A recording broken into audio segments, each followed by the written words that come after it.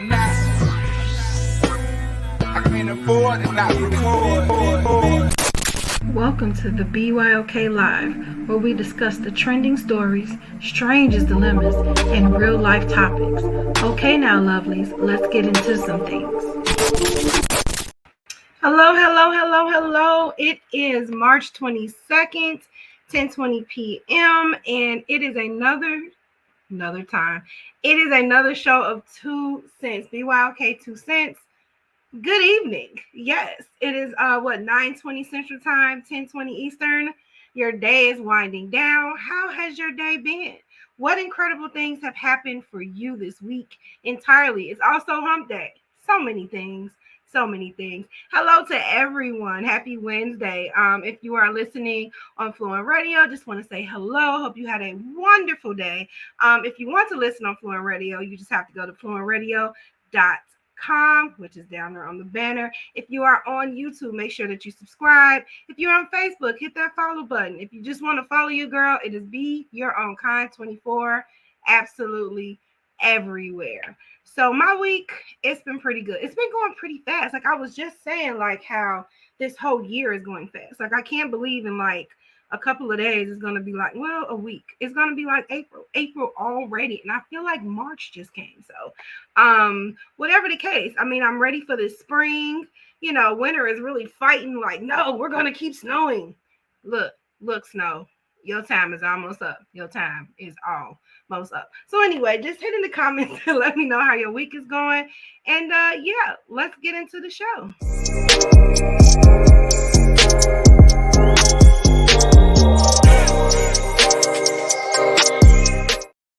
Now, I like to start my show like I like to start my day, which is with something positive. So let's get into some positivity starting off. Daydream. I fell asleep beneath the flowers. So sunshine is all about things that are positively happening in the world or just some positive tips. So this I thought was really cool. This is courtesy of Ariel Carr, where she says, nobody got wealthy with just a salary. True point. If you want to work less, get paid more, and retire before you're old and gray, focus on this. But I thought this was interesting because think of it. We work until like 65. And then when we're at the point where we can do whatever we want, we kind of can't do everything that we want, right? Because, you know, aging be aging. Like you can still do, but like what we can do in our 40s and our 30s, we can't be doing in our 60s and 70s. Well, depend on, you know what, I take that back. It depends on, I guess, your health and things. My point is, who wants to wait until old and gray before they can live their best life? So I thought that these were really good tips. So let's get into them. So she says, number one, learn a high income skill. Dedicate a set time every day, 1 to 2 hours, learning the skill, then practicing the skill. Here's how. Choose an in-demand skill, binge watch YouTube to learn or buy a course from an expert and master the basics and build. Now look, most of these like courses and master classes, they cost a lot. So I always tell people, go to YouTube University. It's free. And it's a plethora. It's a huge library of things that you can try and see what you like and have a hobby. And if you have the time, get it done. And then there are some things where you can make money just doing practically nothing. But all the information is on YouTube University. I promise you. I always find some gold nuggets. Even the podcasting. The second one, she said she recommended 4 skills. This is what happened when she made her first 100K in 90 days. She did copywriting, content marketing, sales, online branding. Understand that skills can be more profitable than a degree. Number 2, get an accountability partner. You just need one person to be on the same energy as you. It don't take a tribe, just one person. You both need to be all about self-improvement. Check in with each other daily and set quarterly goals involving finances, business success. Remember, you get what you put in. And I love that. Like, that's why I love partnering with, everybody knows Ms. Metchi, right? I like partnering with her because every week we start off with, okay, this is what we're going to do this week. And we hold each other accountable for that week, month, whatever duration. So it's always good to have somebody, a business accountability, a personal accountability partner, just accountability partners for everything, just to keep yourself on track because life be lifing and you do fall out of track. Number 3, create multiple streams of income. 50% of millionaires become wait a minute, let's start over. 50% of millionaires became millionaires because they owned a business. You can still work and own something. So you can still work your 9 to 5 and still have a lucrative side hustle. It takes a lot of discipline and not a lot of sleep, but you can get it done. Open an LLC, but that's at first. But once you get it going, then it just makes money on its own. Let me add the positive to that. So you can open an LLC, get some cash flowing assets, act broke. I like that one. I like that because if people think you broke, they're not gonna ask to borrow money from you. They're gonna go to somebody else. I think that is a very good skill. I know it's a little dishonest, but I think it's a really good skill. That's how you can keep your money, right? Invest all excess cash after 3 months. Emergency fund is saved.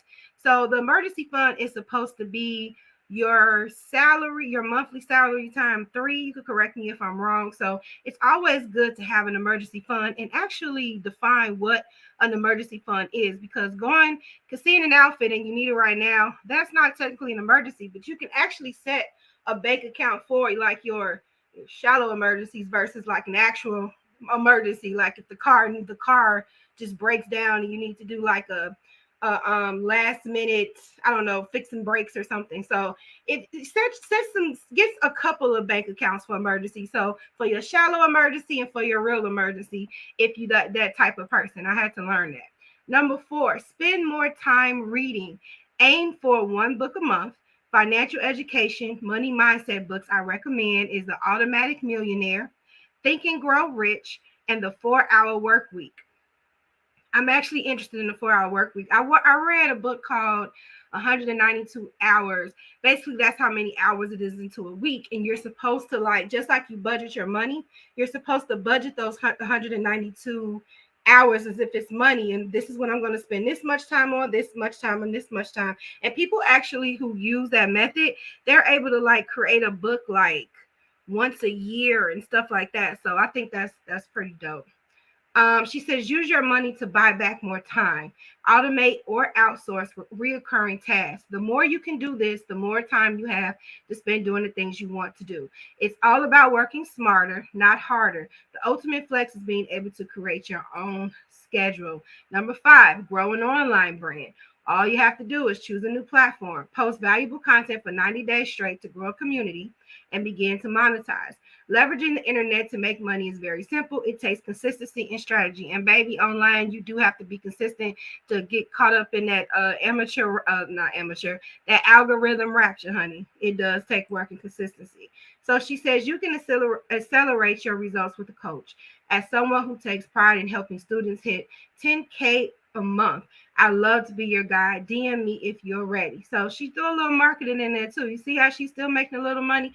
But I thought that these were really good points, because she says in her caption here, in order to have a lifestyle where you work not out of necessity, but because you want to, you'll need to aim to save at least 1 time your salary by 30, 3 times by 40, 6 times by 50, 8 times by 60, and 10 times by 67. And how can you save more money? By earning more money. Once you earn more, you live below your means and invest every penny you can. The goal is to allow your assets, dividend stocks, businesses, real estate, to pay for your lifestyle. Have your money make money. And one of the simplest ways to make more income for yourself is through Instagram. That's what she's saying. It's time to monetize. Now, here is a funny thing about Instagram. So the Instagram creator says, I meant to get this link up, but I didn't. But now that I'm remembering it, I'm going to talk about it. So the internet creator was really upset about what Instagram became, because he was really hoping that it would just be for you sharing pictures of like family, memories, life, and it's become like a business, site or whatever, which is true. And it's like you can't control what things turn out to be, especially when you're like offering like monetization, or you're offering like the checks and all. My hair is doing whatever you want today. Like the checks and stuff like that. So I don't know. I mean, what are your thoughts about social media? Let me know in the comments. Here is a positive thing that's happening on our sunshine. It is Life is Sweet. Southside entrepreneur preserving Chicago's chocolate legacy. mouthwatering caramel, chocolate covered potato chips. Oh God. Mint meltaways and turtles. And then there's to die for cake specialties, including lemon, rainbow, and a Chicago favorite, the Obama, featuring moist and buttery layers of yellow and dark chocolate cake. All of this is the brainchild and creativity of Chicago's own entrepreneur, Stephanie Hart, one of the very few African American women producing chocolate in Chicago on a large scale. She founded I Heart Corporation, which includes the Brown Sugar Bakery and Life is Sweet Candy brands. Now, if you've been to Brown Sugar, I believe that's on like 79th or 70th. I think it's 76th, and it's on the south side. I don't know, but it's good. It's good. I love Brown Sugar Bakery, so I didn't know this was the same person. So the inspiration of her dreams came from her mom and grandmother, who showed their love by baking delicious memories for her. She says her desserts reflect my African American upbringing. Chicago was once the mecca of chocolate production, but that changed with the exodus of chocolate factories. In an effort to expand her sweet business and make sure jobs stayed in her hometown, Stephanie purchased the Cupid Candies factories, which was closing in 2019. It has been a big part of the South Side landscape since 1956. The name Life is Sweet describes Stephanie's experience living on Chicago's South Side. Stephanie has big plans to update the factory and expand the business in her African American community, which will also mean her tasty treats will get national exposure. You can already find Life is Sweet candies in Macy's and other retail stores, and they are now available in airports across the country. Her delicious cakes are also shipped nationwide. Stephanie reflects that the business serves as an opportunity for a little girl to walk by and can see somebody who actually started with nothing, followed her dreams, and created something. And that's what Beyond Kind is all about. Her final words of advice is, if they don't have a chair at the table for you, bring your own. Squeeze in, figure it out. Okay, Stephanie Hart. I'm about to reach out to her for an interview. I love that. I love that. Keep doing your thing, sis. Keep doing your things. And I loved her quote, because I don't know if you remember the song from Busta Rhymes, Give Me Some More, where he was like, I was always taught if I couldn't be part of the greatest, I had to be the greatest myself. Trivia. All right, so we're going to get into our next segment right after this ad. Y'all, it's your girl, Miss Metchi, checking in with my girl, Renita from Be Your Own Kind. You know that's my sis. Make sure that you tune in every Thursday to the Blueprint Live at 6:30 p.m. Central Standard Time, live on Facebook and YouTube. And then you can catch me on Fluent Radio, Philly Jams 95.3, Indy 101.5, and Mixed Talk Media. And I'm available anywhere that you listen to podcasts, okay, and your radio shows. So get on it, okay? Let's do this. I love to connect with you and promote what you got going on. Let's get it. If you or someone you know would like to be a guest on the Blueprint Live, visit thebpmediacode.com today. Okay. Yes, make sure that you get on that and you go to her IG. Go to her IG at Miss Metchi, or email her at contact@missmetchi.com if you want to be a guest on her show. If you need help with branding, just holler at your girl. She knows people that can connect you with people. She's amazing. Make sure that you share and you follow her. She's a partner. Yes. So I wanted to, okay, wait a minute. I'm just dying to talk about this. Let's get into the next segment. I forgot even about this because clearly Rick Ross is home on the range where his deer and his antelope is playing all in his neighbor's yard. And instead of saying my bad, he's like, the neighborhood is all for me. Yes, feed him a carrot. Let me refresh this. This is what he had to say about his Roman animals. Wait, is he saying something? Oh, there you go. This is the neighbor. Them motherfuckers. How would you feel if you woke up and you just saw these big animals in your yard? Like, how would you feel about that? Look at this shit here. They're huge. Oh my God, y'all, look what I just experienced. Like, I come to the office and I pulled in the driveway and this was outside. No, sir. And remind y'all, the office that I'm in, it's like a home office. And look what's in the yard. I'm so scared. Please get into Rick Ross, what Rick Ross had to say. Oh my God, it's not about to flip.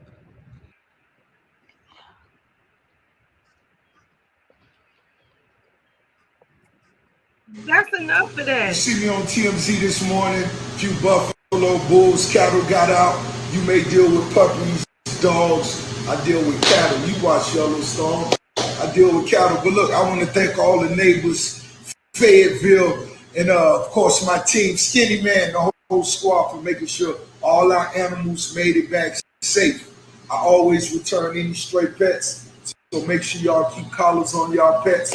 Anytime you see one of my buffaloes, please give it a carrot.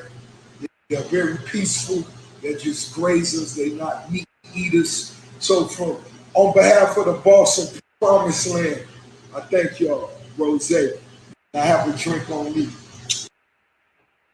So you wake up and you see a buffalo in your neighborhood, and he was like, make sure that you put collars on your pets, not his pets, because I guess you can't collar a buffalo, and give them a carrot. Walk up to this big wild animal and give them a carrot. Now, I get they might be friendly, but your first reaction when you see an animal this big is not to walk up to him like, here, little buffalo, here's a little carrot. I don't know. I thought it was funny that he was just super excited. He's like, yeah, thank you. Thank you guys for bringing me back my buffalo. But the neighbors were not so happy about this. And so, courtesy of Glock Topics, this is how so Rick Ross neighbors are pissed he can't keep his buffalo off their property. So this was this has no sound. So he's looking, and this is what he see. And they have kids. Like, my kid would be petrified if I had any. And they're just by the garbage, minding their business, grazing. Like, mind you, they're not bothering anybody. It's just the fact that these are some really big animals. And then they put holes in the yard and stuff. And so he was very grateful to the neighborhood for returning his pets, but they were not so happy that they had to return the pets in the first place. But Rick Ross is always like super happy and like oblivious, like, yes, life is good. The rest of his neighbors in Fayette is like, keep your animals in the yard. So I thought that was super funny. The next keyword is courtesy of Afrolicious Woman. The person said, I thought she was holding up hair bundles. No lie. I thought she was too, but she is holding up ribs. So yeah, so these are ribs that she made, and she's very excited about it, but it really does look like tracks. I don't know who's eating those ribs, and some people do like them crispy, but I feel like that's super crispy. Like, for you guys listening in on the show, it's the blackest ribs I've ever seen. If you want to see the visuals on this, you could go to YouTube. Just type in BYOK platform on YouTube. All right, so moving right along. Here is another keyword we like. A lot of people don't like Spirit Airlines, so it kind of sucks when they keep getting bad reviews. I actually was on Spirit Airlines, and it wasn't bad. It's just the fact that you're gonna pay for everything as far as like baggage and everything. But I mean, they got me where I needed to go, so I mean, I'm not that distraught about it. But this man is upset because here we go. My heart just sunk. Keon Brooks watched as a Spirit Airlines gate agent at the airport in New Orleans rifled through his bag, pocketing some of the contents while discarding the rest. And then she was dumping it out maliciously. Brooks accidentally left his carry-on at the ticket counter on February 19th as he was flying home to Los Angeles after attending a funeral. He filed a lost and found claim, but when his bag didn't turn up, he put in a public records request to the airport for security footage at the gate. I had a gut feeling that something went wrong. On the video, you see one Spirit worker approach Brooks' bag where he left it. She then takes it behind the counter. Minutes later, after all the passengers on his flight had boarded, she brings the bag over to a nearby seat where she rifles through it. I did notice that she was stuffing some things in her pocket. Now, I don't know if that was my jewelry or my crystals. In addition to his jewelry, Brooks says he also had life-saving medication in his bag. The worker eventually moves over to a trash can where she is joined by coworkers. You can see her open one pill bottle and pour out the contents right into the can, all while her coworker appears to be taking cell phone video and laughing. The gate agent then throws the bag and the rest of its contents into the trash and casually walks away. My heart just sunk because it's like, for instance, there was a family heirloom in there. that if they don't find the garbage bag with my contents, then I'll never get that back. Brooks did reach out to Spirit and sent the airline the video, and they refunded the cost of his flight. But he doesn't think this is an isolated incident. You know, if they happened to me and I got the video footage, how many other people has this happened to?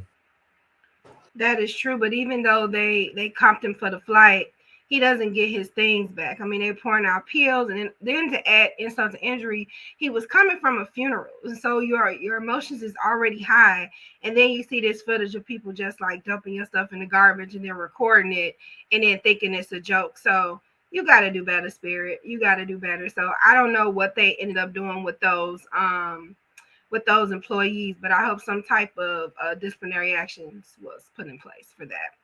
So our last keyword read, I saw this and it had me thinking, you know, like things that make you go, So, courtesy of Melanated Mommy, it says, how does this company still control the market on baby blankets?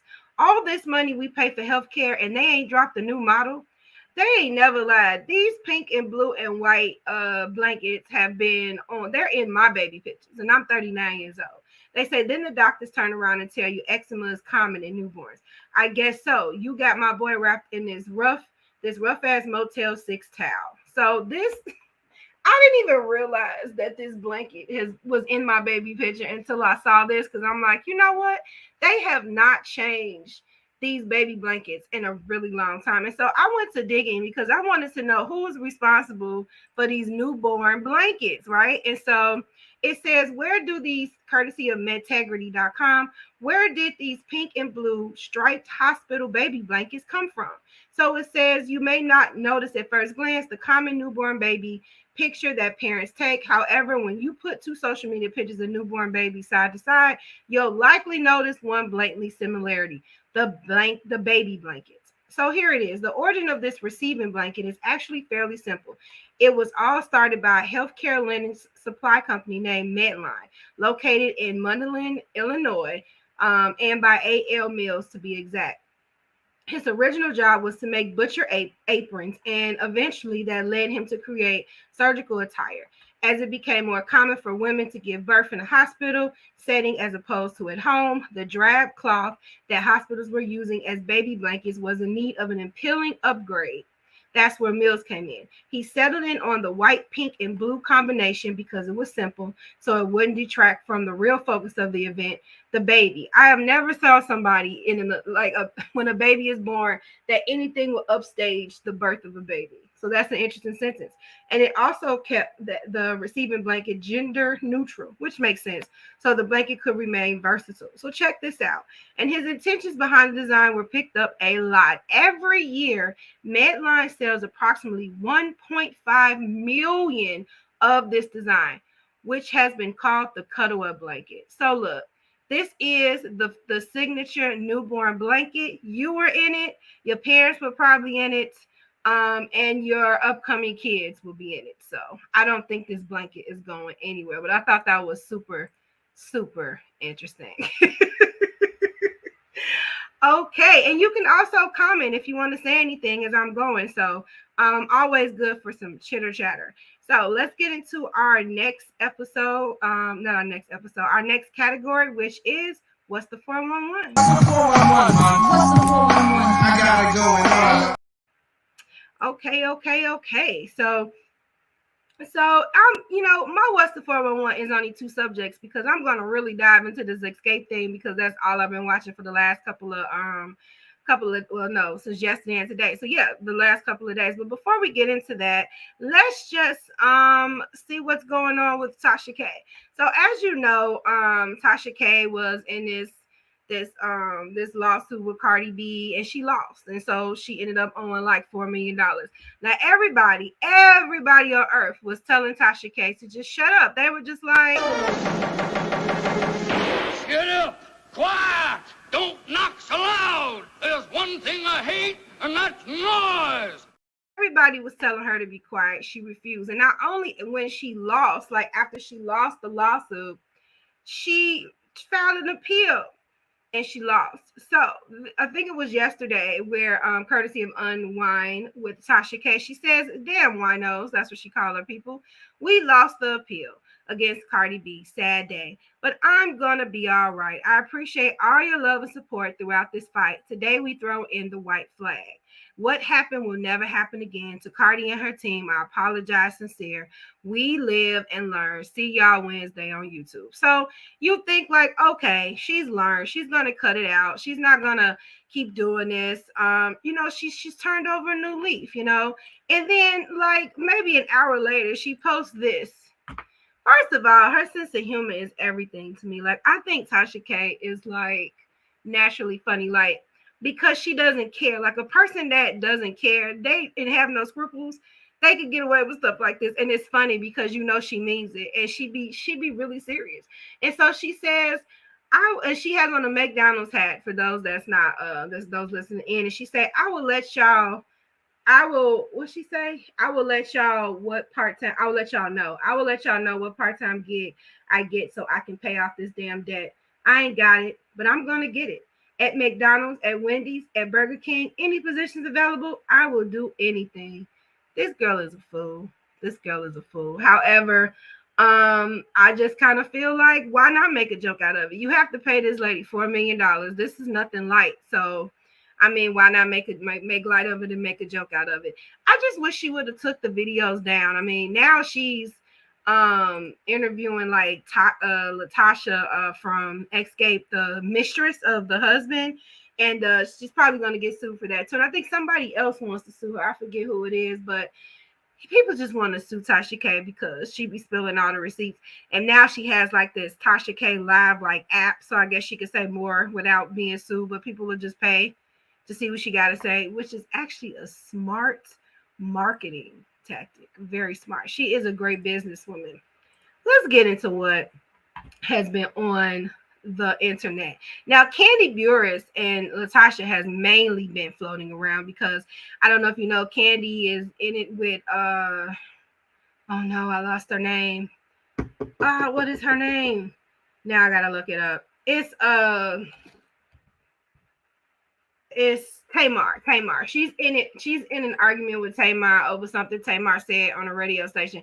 So her and Tamar are arguing. Then you got Akbar going off on SWV, which is actually Kandi's cousin. Then you got Latasha. They're saying that her husband has a mistress, and then on top of that, Tamika saying, hey, they stole the money, which I saw a video about that money that Tamika, first of all, this is all deriving from the show Xscape and SWV, Queens of R&B. I watch it on Peacock. I think it's a Bravo show because Mona Scott is over that. Anyway, so Tamika accused her sister Latasha of stealing like checks from her or whatever, and her mom, and Latasha was like, no way. But she said that she actually have like the screenshots of, not the screenshots, but the pictures of them forging the checks. And then, so they stole allegedly $30K from her. So that really sucks. So, but what we're talking about today is the whole SWV and Xscape thing, where Xscape didn't want to co-headline with SWV. So the whole point of this, of what Kandi is saying, is, we'll get into it. So let's get into it. So courtesy of Vibe.com, Kandi Burruss, Tamika Tiny Harris defend asking SWV to open for Xscape. So while SWV believed the two groups should co-headline the show, integrating both musical catalogs throughout the night, Xscape insisted that the New York Divas open for the Atlanta foursome, resulting in the Bronx own Coco Clemens calling BS and reminding those involved of the Can We group massive success. I sold 30 million records, bish. So that's what she said. So fans on social media largely agree with the idea of the crew's co-headlining, leaving both Kandi Burruss and Tamika defending their stance. So they say, we may not have been the headliners in the 90s, but we have been in the past 6 years since we reunited. And respectfully, they've opened up for us multiple times already. But just because, my point with that is, just because they opened with you in the past, we can't just be co-headlines just for this one project, because that's the whole point of the show. Like, you think that they're going to co-headline because that's the point of the show. Like, they're co-headlining the show, so why not co-headlining the concert? So Candy took to Twitter and was like, we may not have been the head of what I just said. So she also went on to respond to one follower who tweeted, you always have an excuse for coming in second place. The sales and streaming numbers don't lie. People went to the Xscape tour because they figured it would be the last time seeing 4 members on the stage, and it looks like they're right. That was a dig, but it is accurate because you don't see Latasha in any of the pictures or any of the upcoming concerts, which, by the way, they're co-headlining with Monica. So I don't really understand, girl. Anyway, she said, I never said they didn't sell more records, but the concert is about who can sell more tickets. Be upset if you want, but we've done other shows since the tour, and the promoter still had SWV going before us. It is what it is. I mean, it's the sequence of things, but it's not about the sequence. It's about the money. If they co-headline, then they have to split the money.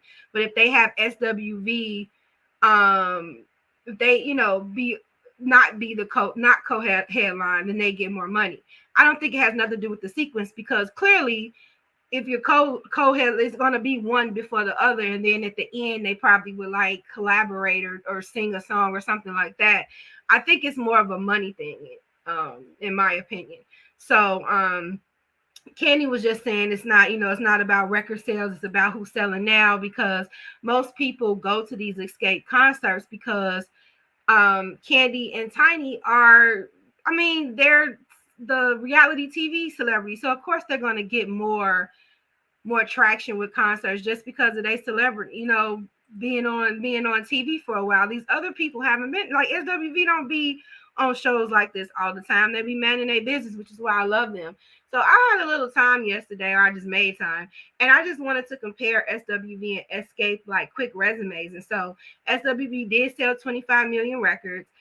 They were the recipient of the Soul Train Lady of Soul Awards, and their cumulative net worth was 16.5 million.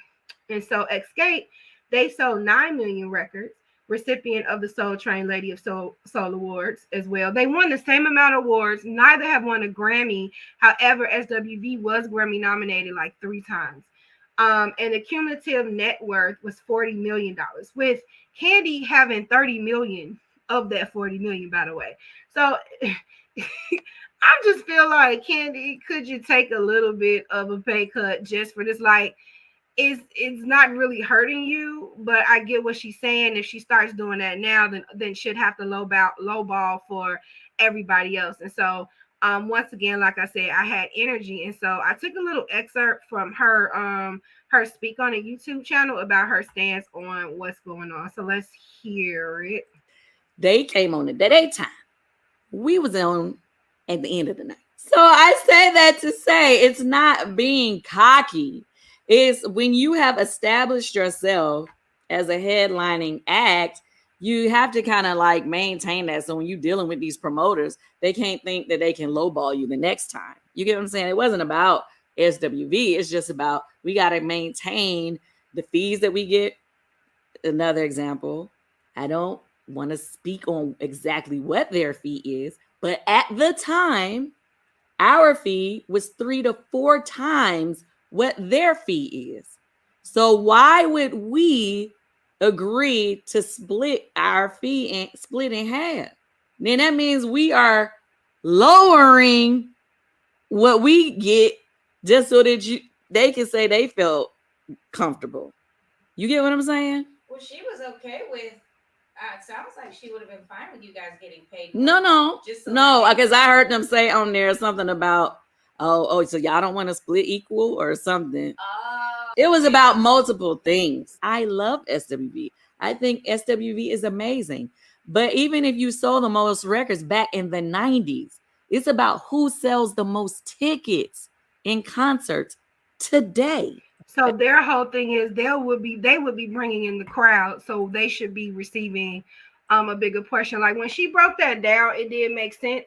I just kind of feel like on the show that was not like clearly articulated, so it was just like people were like, oh, people apparently Candy has a bad rap. I didn't even know that, but she's a businesswoman at the end of the day, and so when she broke it down like that, like that made a lot of sense to me. Like that really made a lot of sense to me.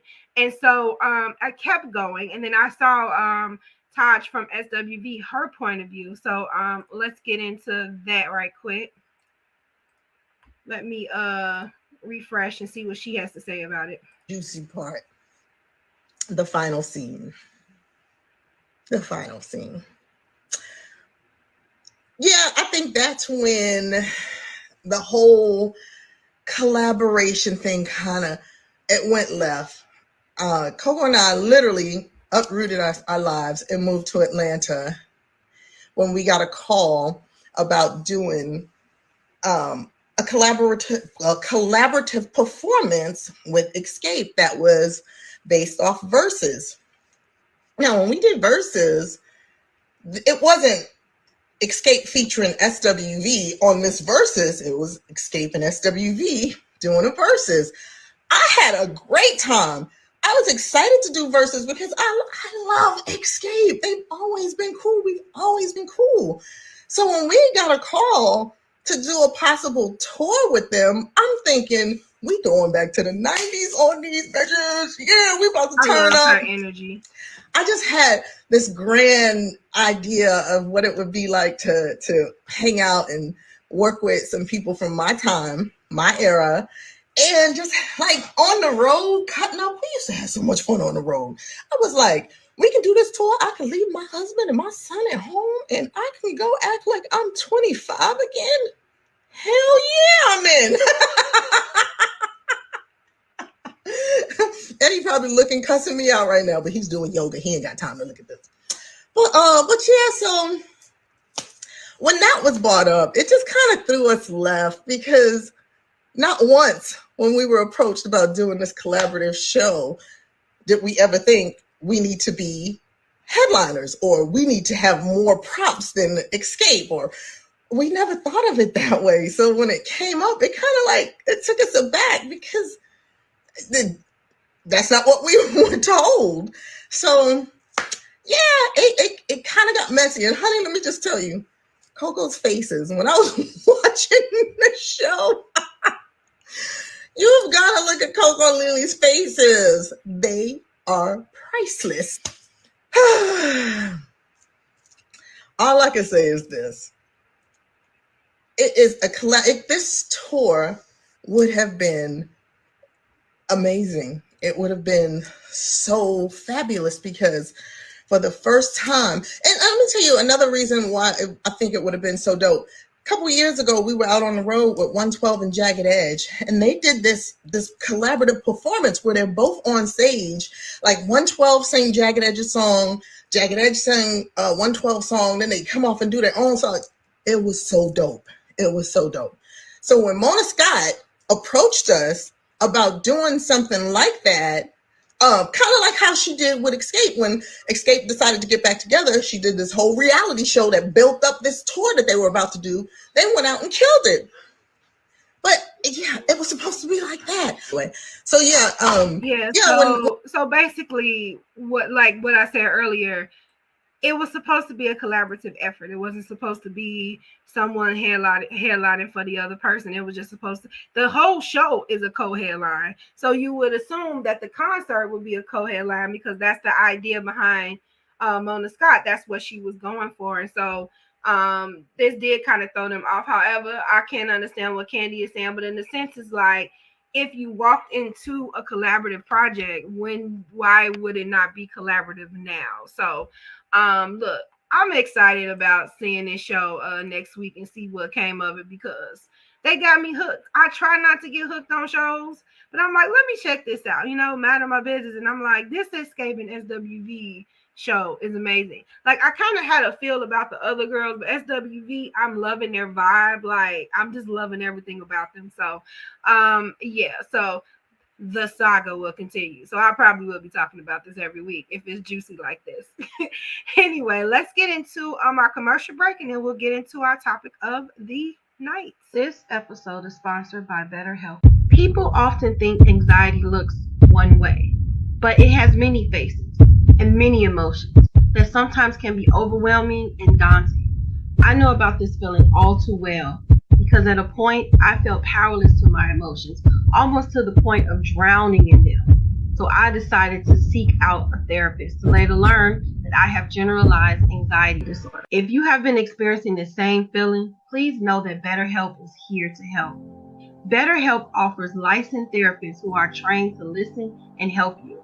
You have the option of talking with a therapist in a private, online environment at your convenience. There is a broad range of expertise in BetterHelp's 20,000 plus therapist network that gives you access to help that may not be available in under 48 hours. All you have to do is fill out a questionnaire to help assess your specific need, and then you get matched with a therapist in under 48 hours. Then you will schedule secure video and phone sessions.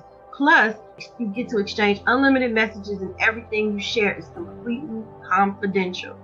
Thanks to therapy, I learned the tools that I needed to conquer my anxiety and over-obsessive thinking. I did it afraid, and I took that leap to talk with someone, to later learn that it was going to be okay and that I was going to be okay. Please know that you can request a new therapist at no additional charge anytime. Join the 3 million plus people who have taken charge of their mental health with an experienced BetterHelp therapist. And better yet, get 10% off your first month at betterhelp.com/BYOK. That's betterhelp.com/BYOK, because you deserve it. Okay. Thanks to our sponsors, BetterHelp. If you go to www.betterhelp.com/BYOK, you get 10% just using it. So if you need to just talk to somebody, head over to that site. Hey, cousin. She said, oh, it's supposed to be a one-night show and not a tour. And that makes it even worse. Like, we can't co-headline for one night then for one fee. Like, that makes it even worse and a little bit petty, because if it's not a tour, that really makes it like a thing. Like, why can't we just co-headline for one day? So, I mean, they're saying it's all about the money, but I think a part of that could be part of the ego or whatever. I mean, you could share one night. To me, I just don't know what the big deal would be about one night, So thanks for clearing that up. All right, I'm watching the show and I totally missed that. All right, so let's get into our featured topic of the night. Hey, lovelies, now it's time for the topic of the night. Okay, so our topic of the night is progress versus movement. So I have been talking about everything but this, so I thought it would be appropriate to at least touch on it before March is over, because I looked at the calendar and was like, oh my God, March is slowly leaving. So anyway, I posted this actually March 1st, the first day of March, and it says it would be also fitting to play off this month's theme, this month's name, and transition it into a theme. So that is what I did. As we know, to march is an action. However, a person can march in two ways. They can either march in place or march in motion. What are you doing? What areas of your life do you feel stagnated, and what areas are you taking intentional steps? This month will focus on what keeps us marching in place in certain aspects of our lives and what we need to pull forward, and also how to be patient in the process, as we may focus more on discomfort than the progress that is taking place. Now, I want to get into this this paragraph of where it says this month will focus on what keeps us marching in place in certain aspect of our lives, like where we think we're making motion, but we're not, and we're just walking in place. I would have to honestly say, like, on my behalf, it would be like my health. Like, I'll start off, I'll make all these plans. I'm going to meal plan this. I'm going to do this. And that's part of marching in place, right? I'm doing the planning, but if I am not applying the planning into my daily life, then that's just marching in place, because there's no progress with that. It's just me making a whole bunch of fancy plans and not executing them. But also for things that I am working on executing, which is the second part, is how to be patient in the process. Though that is where I'm most impatient, where I'm actually doing the work, because I think in a part of our brains is like, well, if I'm working hard on this said thing, then I feel like this said thing should be moving just a little bit faster, just a tad bit faster. And so, but that's not how it works. That's not how progress works. And that's why I think it is so important to look at the small progresses. Like, even with, okay, I made a plan about a meal plan. All right, I made the meal plan and I made it today, Monday. I ate this meal plan.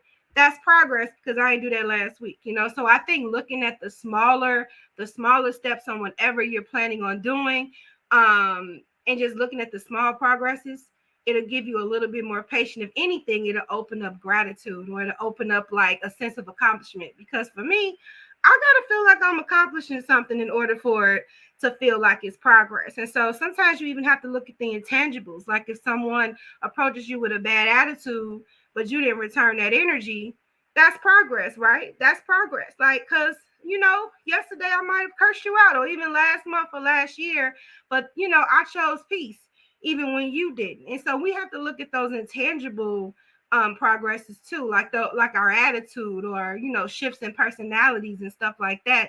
Anything that will make you feel like you're making steps towards the bigger goal. That's why micro steps to me are just so important, because it helps you to enjoy the journey. So what do you feel about that? Like, what are some spots in your life where you feel like you're marching in place, or you feel like you're actually marching in motion? Put in the comments. I would love to hear about that. So I did find a nice article where it's talking about the mistakes smart people make being in motion versus taking action. So I feel like I feel like this was a great ending, you know, or top off to what I just said. So courtesy of Life Hacks. It says there is a common mistake that often happens to smart people. In many cases, without you ever realizing it, the mistake has to do with the difference between being in motion and taking action. This may sound similar, but they're not the same. So they even did a thing, motion versus action. So they say motion is when you're busy doing something, but that task will never produce an outcome by itself, meaning you have to put something in there. You gotta put some type of work in, you know. Action, on the other hand, is the type of behavior that will get you a result. So motion is when you're busy but not really doing the work, and action is when you are putting a behavior, putting some work behind what you're trying to do. So they gave some examples. They say if I outline 20 ideas for articles I want to write, that's motion. If I actually write and publish an article, that's action. Another example is if I go to the gym and ask about getting a personal trainer, that's motion. If I actually step under the bar and start squatting, that's action. So a lot of us have goals that are in motion but not in action. And so that's what I mean by the whole progress versus movement thing. And I thought this explained it really well. They said sometimes motion is good because it allows you to prepare and strategize and learn. So it's good to plan. But motion will never, by itself, lead to the result you are looking to achieve. It doesn't matter how many times you go to you talk to the personal trainer, that motion will never get you in shape. Only the action of working out will get you the result that you're looking to achieve. So sometimes when we're like, man, and you know what? I am so guilty of planning. I have a planner for a planner. Like, it's all organized and all of this, but like they said, if I don't do it, then it's not gonna get achieved. And I think maybe some people kind of I don't know if you can relate to this, but I'm like an over planner. So I plan things without the day, but I really can't do 10 of those things without the day because I have to account for, I don't know, working. Like, my job takes 8 hours of my day alone. And so if I'm scheduling things to do that would take me all day, some things are going to fall off the wagon because 8 hours is dedicated to my 9 to 5. And so I had to learn how to make a realistic to-do list. Like, what can I do today within this time? How long is it going to take me to do it? And not only does it decrease the anxiety of me not getting it done, but I also can mark things off. And if I don't get something done, it's okay to put it towards the next day because I only can do so much. You know what I'm saying? And I've learned to, like, you know, navigate my to-do list that way instead of sticking to 10 things for that day. Look, I'll give myself 3. It's going to take me these many hours to do these 3 things. And even if I manage to just do 1, I still accomplish something for the day. So I have an actual project management software that I check off because just hitting that complete check mark is my goal start for the day. So I just need one check mark for the day and I'm okay. But if I get all three, hey, it's a wonderful day. If I didn't, it's okay, because it's only one of me and 50 million things to do. And I can only do so much within a 24-hour time frame. So they say, why smart people find themselves in motion? If motion doesn't lead to results, why do we do it? Great question. Sometimes we do it because we actually need to plan or learn more. But more often than not, we do it because motion allows us to feel like we're making progress without running the risk of failure.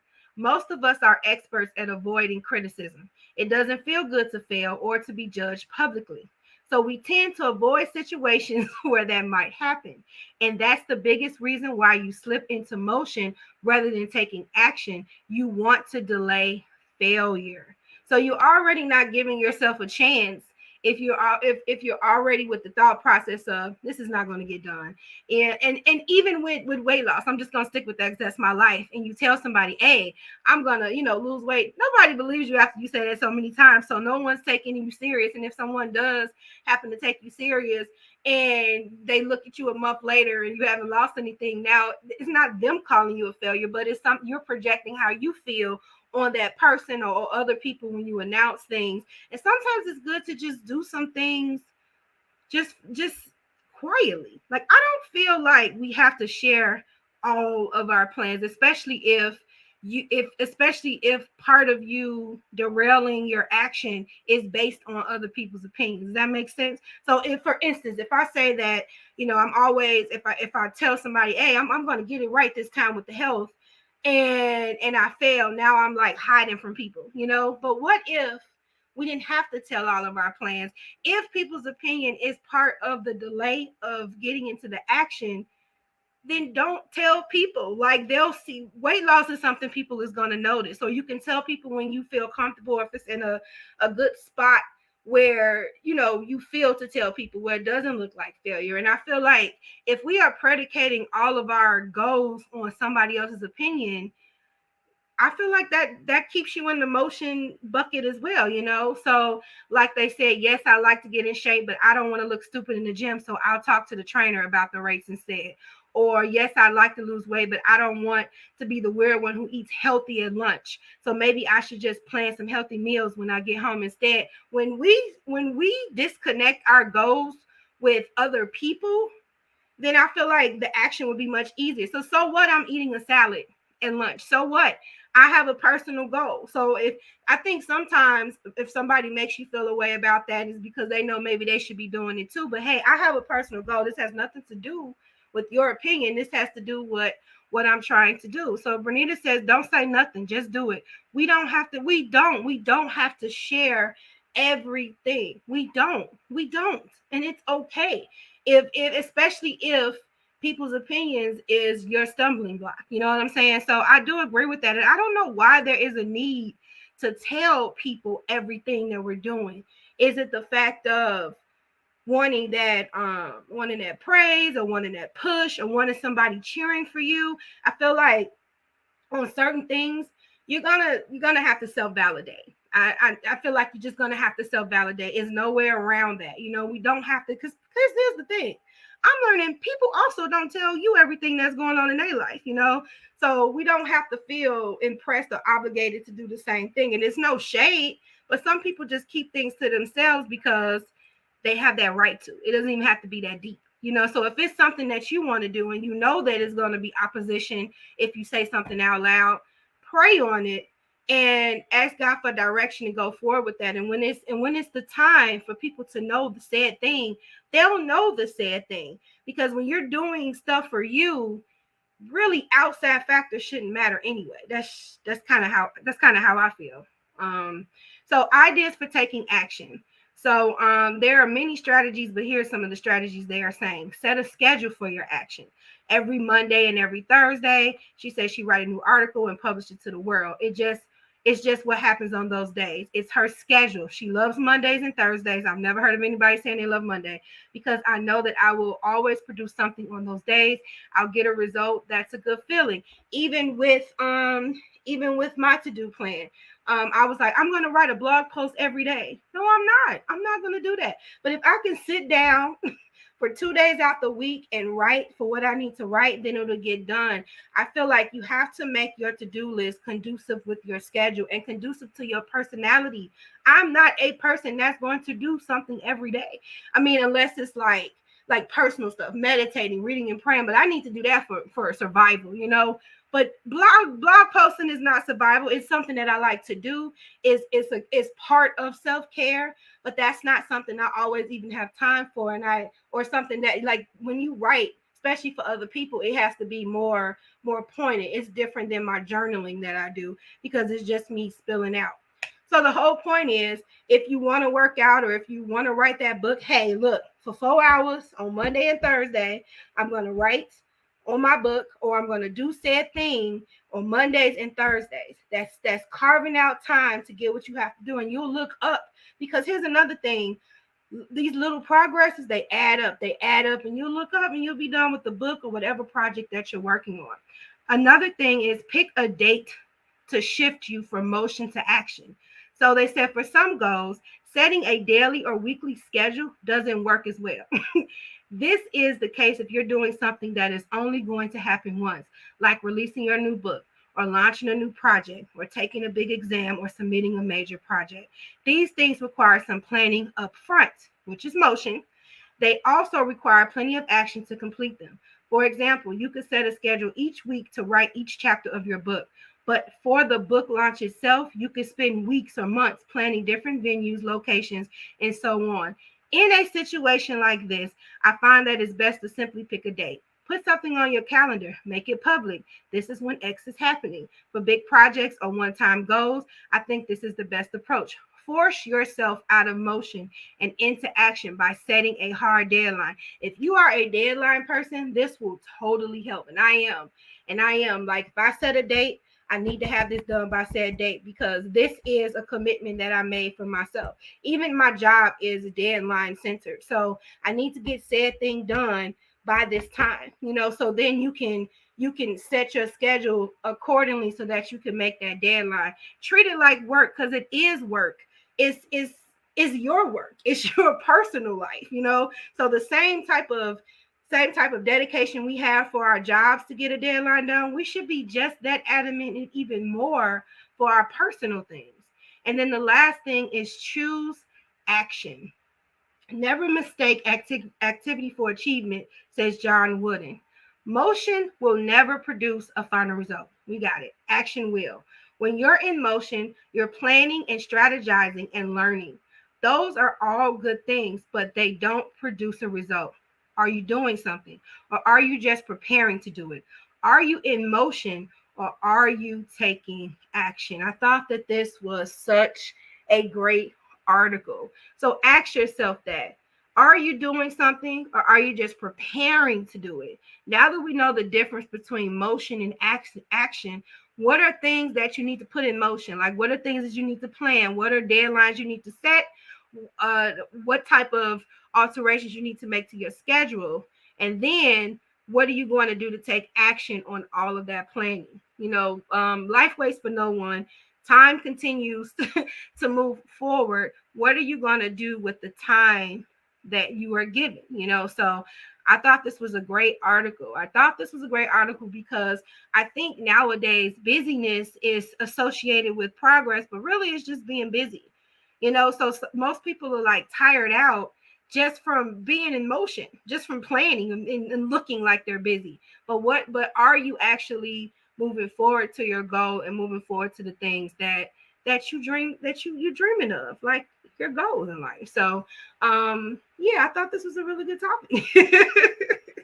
Thank you all for joining. Let me know your thoughts about motion versus action. This is actually making me think of some things that, I put in motion, like just things that you set up for the beginning of the year, each year, and you're still like, hey, I need to get this done. And like I said, this is the year for, like, I don't know, just fantasticness. That's not even a word. So set yourself up. All these goals and planning you've been doing for years, just do what they suggested. Like, find something to push you into action.